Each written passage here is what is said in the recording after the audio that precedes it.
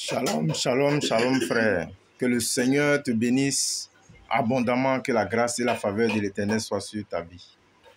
Toi qui m'écoutes, nous sommes dans ce mois de décembre. C'est un mois de dépenses. Que le Seigneur te fortifie de là où tu es. Que Dieu te bénisse abondamment. Amen. Alors, voici l'année qui s'achève. Est-ce que tu as fait ton bilan? Est-ce que tu as fait ton bilan? En cette fin d'année, il y a plein de choses qui se passent. Amen. Parmi lesquelles nous remarquons que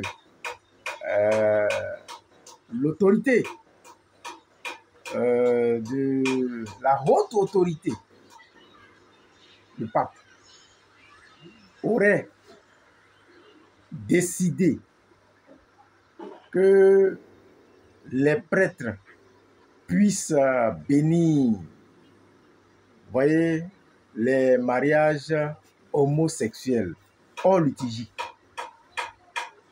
Voilà. En cette occasion, je voudrais rassurer les uns et les autres. Regardez à Jésus. Regardez à Dieu.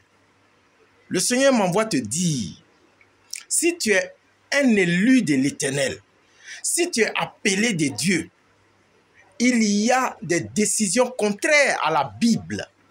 Il y a des décisions contraires à la parole de Dieu. Regarde à la parole de Dieu.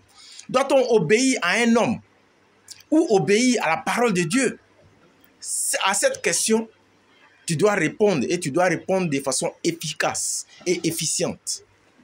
Nous n'avons pas la prétention d'accuser X ou bien d'accuser Y. On dit que le pape, c'est le représentant de Dieu sur la terre. C'est le premier apôtre, c'est-à-dire Paul, comment il s'appelle? Pierre, le premier apôtre que le Seigneur a dit, à qui le Seigneur a dit, tu es Pierre, et sur cette pierre, je bâtirai mon église. Et c'est lui, paraît-il, que c'est lui qui représente le Seigneur Jésus sur la terre. Gloire à Dieu. Je vais te rassurer, mon frère et ma soeur. Toutes ces décisions sont des décisions contre nature. C'est le diable qui agit. Ne regardez pas à ce qui influence l'homme, mais regardez à la parole de Dieu et agissez. Voyez-vous, dans toutes les corporations, il y a les bons et il y a des méchants. Amen. C'est pas toujours que ce qui vient d'un homme de Dieu est toujours bon. Soyez comme les chrétiens de Béret. Eux, ils examinent l'écriture. Ils examinent les écritures. Ce que tu es en train de dire, est-ce que ça vient de la parole de Dieu? Est-ce que c'est inspiré de Dieu? On va demander à Dieu. Gloire à Dieu. Les homosexuels, amen, c'est des créatures de Dieu. Ils ont pris une autre direction.